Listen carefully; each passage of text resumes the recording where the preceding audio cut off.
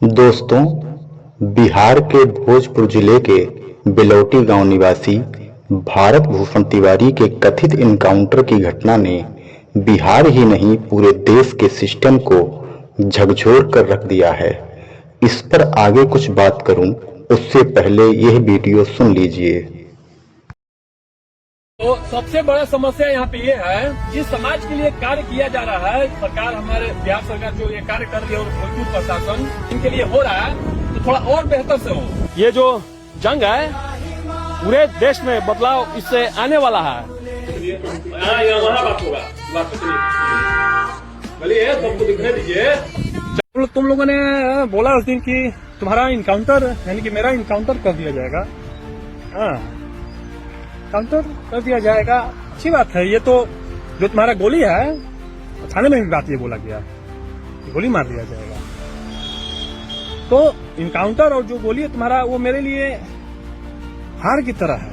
जैसे प्रेमी और प्रेमिकाएं मिलते हैं तो एक जब उनका शादी होता है, मैरिज होता है, तो एक दूसरे को हार पहनाते हैं और माला उसे कहते हैं, तब जाके शादी होता है। और माला पहनाया जाता है गले में, एक दूसरे को पहनाया जाता है। तो मारेगा गोली तुम सब, तो मेरे लिए हार है। हार पहनाओ, कब मार रहा है तुम सब? अब बताओ, मैं आ जाऊंगा खुद। कैसे तुम लोग मुझे पकड़ के ले गया, मैं खुद चला गया। देखा है ना, समाज देखा है ना। मैं नहीं चाहता तो तुम लोग में क्षमता नहीं था मुझे ले जाने का। मैं चाह रहा था कि करो। पिस्तौल फेंक दिया, उसके बाद भी पुलिस ने गोलियां मारी। इनकाउंटर फर्जी है या भरत तिवारी की हत्या, ऐसे तमाम प्रश्न। उसका अपराध तो इतना था कि उसने पिस्तौल हाथों में उठाई। माना कि तरीका गलत था, आखिर नौबत क्यों आई कि भरत ने अपनी बात मनवाने के लिए गैर कानूनी तरीका चुना। यह दर्शाता है कि भरत जैवनिया गांव के बाढ़ पीड़ितों के पुनर्वास बुनियादी सुविधाओं के लिए करीब 2 वर्षों से संघर्ष कर रहा था। संघर्ष उनके लिए कर रहा था जो उसके रिश्तेदार या समाज के नहीं थे, निराश्रित, दलित, पिछड़ा वर्ग से थे, जिनके जीवन उत्थान के लिए उसने स्वयं से प्रण ले लिया था। और निराश्रित वीडियो में रो रो कर भरत के प्रति अपने भाव प्रकट करते दिख भी रहे हैं। वह संघर्ष करते करते सिस्टम से हताश, निराश हो चुका था। उसका स्वयं से किया हुआ प्रण टूट रहा था। ऐसा उसने अपने एक वीडियो में कहा भी है। खिन्न होकर उसने ऐसा कदम उठाया। यदि पिस्तौल हाथ में उठा लेना अपराध है, तो यह अपराध कराने वाला सिस्टम ही है। पूरी कहानी में हर जगह झोल है।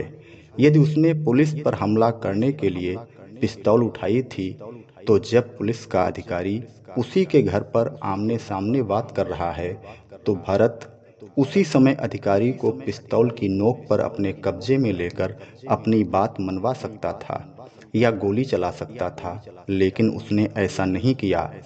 उसके हाथ में पिस्तौल थी तो जरूर, लेकिन हिंसा का इरादा था ऐसा प्रतीत नहीं होता।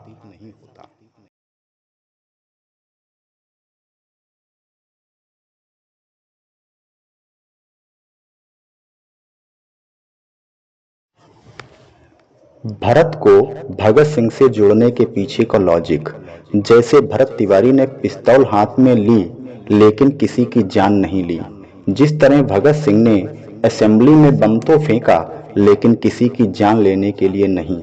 उनका उद्देश्य बम के धमाके के साथ बहरी हुकूमत के कान खोलना था। ऐसा ही कुछ भरत तिवारी ने किया। अब बात आती है मानसिक विक्षिप्त होने की।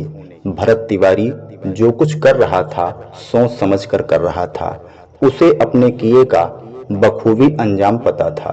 उसने अपने एक वीडियो में स्वयं के इनकाउंटर होने की बात को कहा भी है। पूरी प्रोफाइल खंगालने पर पता चलता है कि उसमें जाति धर्म से ऊपर उठकर समाज सेवा करने का उसमें जज्बा था। सभी का सम्मान करने वाला। कहीं अधिकारियों को फूल का गुच्छा देता दिखाई देता है, तो कहीं खिलाड़ियों को सम्मानित करते हुए। हाँ, पूरे घटनाक्रम में एक बात जरूर है कि उसने देशभक्तों की क्रांति को अपने दिलो दिमाग में उतार लिया था। और अकेले दम पर सिस्टम को बदलने निकल पड़ा, जो उसका असली अपराध था। वह उनमें से नहीं था जो रंग बिरंगे अंगोछे डालकर, भीड़ लेकर, शोर मचाते हुए आंदोलन करने निकल पड़ते हैं। भरत शोर मचाने वालों में से नहीं, सिस्टम को झकझोरने वालों में से था, वह भी अकेले अपनी दम पर। वह उनमें से नहीं था जो हक दिलाने के नाम पर जीने मरने की कस्में खाते हैं, राजनीति में स्थापित होने के लिए हथकंडे अपनाते हैं।